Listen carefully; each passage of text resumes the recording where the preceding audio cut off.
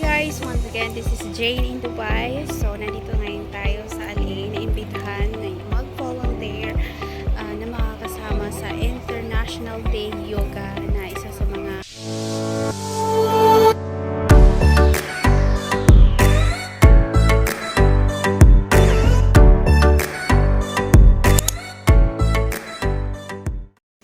So yan guys, napakalawak ng ating venue. So mga early birds po ito, mga nandirito na. So ang dami pa pong hindi mga nakarating dyan. Madami pa rin pong nagdatingan at nagre-register sa event na ito. And nakaka-amaze lang kasi iba't ibang mga lahi nandirito. Ay mag-hi ka sisi! Ayan, so ang luwang pa po kung gusto mo magwala at magsayaw dito. Syempre yoga naman pinag-usapan. May kanya-kanya tayong mat dress. Mat. Ayan na yun. Yoga mat. O, yan yung tawag doon. And syempre, ayan, ang dami po. And sobrang nakaka-amaze. Kasi syempre, yung mga libre tayong t-shirt na nakukuha sa mga ano natin dito, sa mga nag-a-attend. Syempre, kami namang tatlo ni Sisi, nakadalawa kami kasi gusto namin mag-yoga. Iba po kasi talaga yung t-shirt na nag-yoga at iba rin po yung t-shirt na nag-volunteer. Volunteer sila po yung mga tumutulong yung sa mga gagawain, sa mga nag-zumba. So yun na yung mga sayawan ng ating mga performers na mga Indiana po sila. Nakakamiss ang gagaling nila mag-perform so far. So eto na yung start ng mga t-shirt natin sa yoga kung ano yung mga dapat gawin. Ayan, hi sa inyo. Yan, so super haggard ko na dyan. And syempre, excited na ako mag-yoga kasi sa hindi po nakakaalam, for the past 2 years na halos 2 taon talaga mag-isa lang ako dito sa work ko. Sa lahat nagtatanong, yes, nag-work po ako sa bahay. And sa loob ng 2 taon po, ako lang mag-isa. Halos. And isa po yung yoga ang nakatulong sa akin para mag-release ng stress and ma-maintain ko yung mindset ko na keep going lang kahit mahirap ang buhay, kahit mabigat. Normal naman siguro yan sa atin. Tayo yung mga naghahangad na makapagtrabaho dito. Ang nasa isip ko lang naman kasi stepping stone dito para makahanap ka na ibang opportunity na nandirito. Diba? Pag natapos mo yung 2 taon. So yun na nga, pumorma na ako. And syempre, nakatingin tayo dun sa guro. And ika nga naman yung camera nakatutok sa akin. Shucks, yung camera lang pala, walang cameraman, camera woman o sino man dyan. Tsaka lang. So, ayan nga, seryoso tayo. Kasi syempre, pagdating talaga sa yoga, kailangan seryoso. Pero syempre, haluan din natin ng love emotionally para mas maging worth it yung pag-yoga mo. Hindi yung mag-yoga kaya galit ka. Diba? Kasi habang tumatagal, kasi pag nag-yoga ka talaga, is mapapamahal ka. And parang, every time na nag-i-stop ka doon sa pag-yoga mo daily, kumbaga nag-iiba yung ng katawan mo. Parang may sumisigaw at bumubulong na sa'yo, ay, dahan-dahan ka naman dyan sa mo, dyan sa kinakain mo. Diba? Kasi minsan talaga dumarating sa point nga, pag stress, pagdating sa side ko talaga, pag stress ako, doon ako nag-focus sa kain instead of mag-focus ako sa emotion na ganito, ano nang gagawin? Paano na to? Yung ganun, wala akong ganun, hindi na ako nag-iisip ng ganun, kahit sarili ko na lang kasama ko, pagkain yung tinutukan ko. Kaya naman napakalaking tulong po ang pag-yoga na nandirito ako nung nag-umpisa pa lang ako kasi kahit sa sandaling panahon lang sa araw-araw, malaking tulong ito para ma-maintain yung balance ng utak. Siyempre yung katawan kasi mag-ano yan sila magkakasabayan sila And the best part niyan kasi dito, may nagtatanong sa akin, ba't ang layo mga pinuntahan mo? Although, bakit mga malayo yung pinuntahan ko? Unang-unang sa lahat, gusto ko po talaga yung yoga and gusto ko mag-widen yung idea ko about sa yoga. And isa ito sa mga way na makakuha ko ng idea sa pag-yoga, lalo na isa ako sa mga content creator ng yoga. Natigil lang ito mula nung nanganak yung bossing ko. Kahit naman panakaw akong kumugawa ng sarili kong content, Pero ilang minuto lang naman yung nilalaan ko doon. And the best part niya, nakuha ko dito yung mga ibang idea dito sa event na to. And maliban dyan, syempre, nakuha ko din yung yoga mat ng dalawa na libre lang. Di ba worth it naman lahat? And hindi lang naman yun. Hindi lang naman sa libre. Kumbaga yung presence na nandun ka sa event na yun, it's a very memorable. Kasi hindi ka lang naman mag-isa, may mga kasama ka. And syempre, nag-perform ka din sa best mo doon. And syempre, shout out din doon sa nag-invite sa akin always si Sir Wilbert, kantor ng Alranin, Primary Alranin Medical Center. Kasi isa po siya sa mga nag-boast sa akin talaga na magbalik vlogging, maggawa ng content. Isa siya sa mga nagbigay boost energy nung nandun ako sa Alranin before na ayun. And ayan, tuloy tayo sa ating exercise. Ayan, sobrang easy mo lang siya tignan.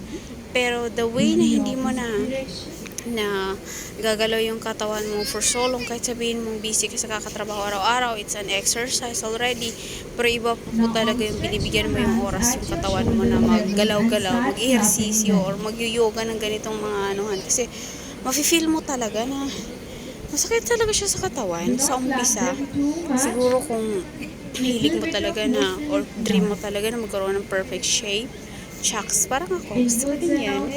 Pero hindi ko pa nakuha. Pero, unti-unti naman na lumalabas yung lalo na pag consistent. Hindi talaga totally consistent ako ngayon, lalo na I'm preparing myself for my new work. Shucks. English yun. And, syempre naman, dami akong pinaprocess na papers lately para sa pag-exit.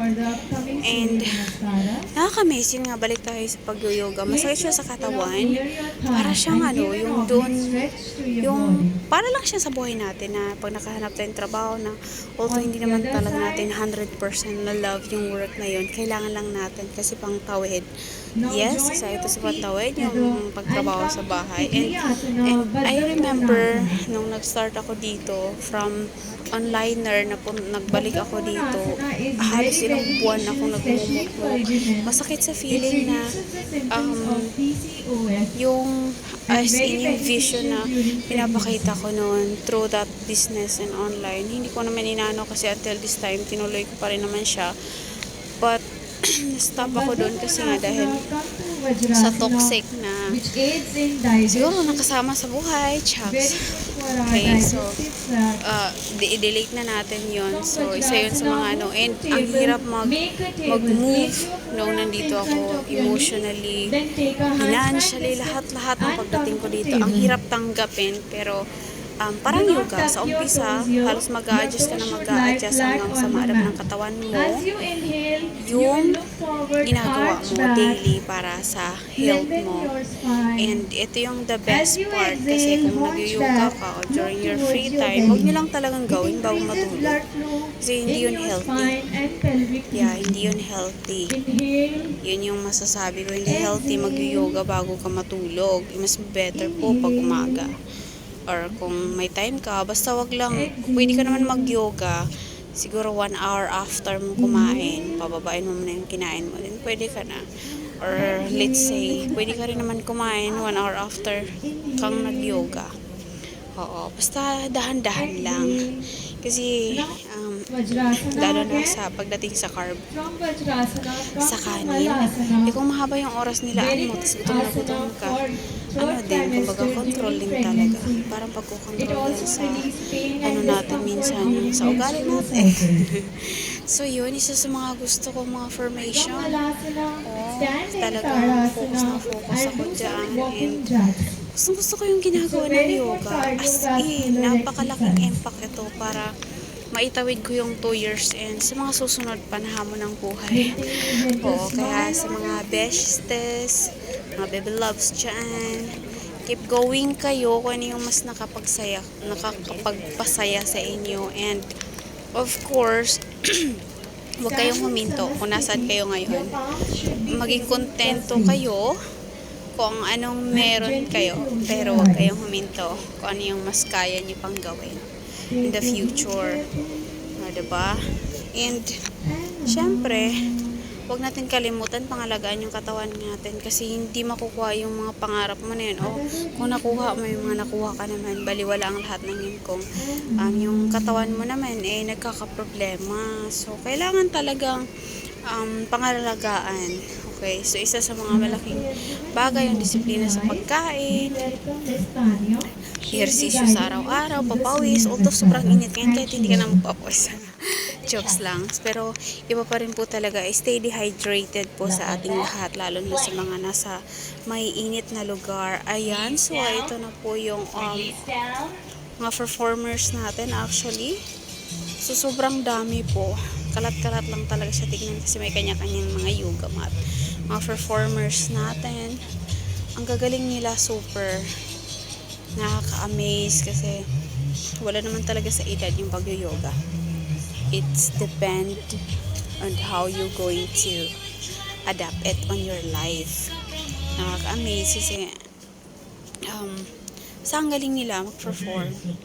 And ayun, ito na nga, balik tayo ulit sa ating exercise. So yung mga nag-iikot-ikot po dyan, sila po yung mga nag-observe, may bibigay ng mga award, ganun. Pero that time, hindi ko na ginalingan kasi for me, awarded na ako pagdating dyan nung naka-attend ako ng event. Grateful na ako sa moment na yon. And seryoso ulit.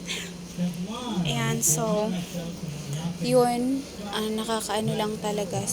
Kumbaga minamaximize ko yung time ko sa mga ganitong klase pagdating sa time na nabigyan ako. Thank you so much din sa naging boss ko kasi napaka-understanding nung nag-usap na kami regardless sa pag-exit ko and sa extension ko na may kailangan meron akong labas weekly actually. Pero hindi lahat naman ginamit ko. And ito na yung tawanan dyan, diba? Ito yung pinaka-the best na yoga din. Yung may enhance mo yung smile or tawa mo. So, syempre, hindi yan mawawala. And of course, yun na nga, nabigyan ako ng pagkakataon na makalabas-labas. Oo, nandito pa rin ako and ilang araw na lang din ako dito sa result ko. Magiging previews ko na siya soon. And of course, grateful ako kasi may mga ganitong klaseng event doon sa Bike City. And isa siya sa mga nakatulong ng stress reliever kasi hindi naman sa perfecto tayong tao na kumbaga hindi tayo nakakaramdam ng ganon. So, isa ito sa mga malaking tulong na talaga. So, yun guys, ang ating mga performers dyan. Sobrang gagaling din po pala talaga nila mag-perform sabay-sabay. And kahit nabilong sa yoga yung mga actions nila, grabe ang gagaling. Mapapasabi ka na talaga, wow! Hopefully, meron din akong kasing lambot ng mga katawan nila na kahit parang balik-balik ta rin na talaga namang carry nila. Ayan, so yun na yung mga formations sila. Diba nakaka-amaze? And hindi lang yun. Ayan, so makikita nyo yung mga bata pa dyan nag-perform. Sabi ko, grabe na. Iba talaga mga determination ng mga batang to pag nag-perform kasi makikita mo talaga yung galing. Talagang sabay-sabay sila. So na ngayon, ito na yung before end of the event. Actually, hindi ko naman siya natapos lahat-lahat. Pero I'm so grateful kasi yun, nakabit-bit na tayo. Although pwede pang magdagdag. Thank you so much sa mga sponsor ng event na to. And super grateful sa nag-invite din sa akin and sa mga nakasama ko mga besties. Thank you so much sa inyo. So ayun na nga, pauwi na ako. And riding fast, going back home.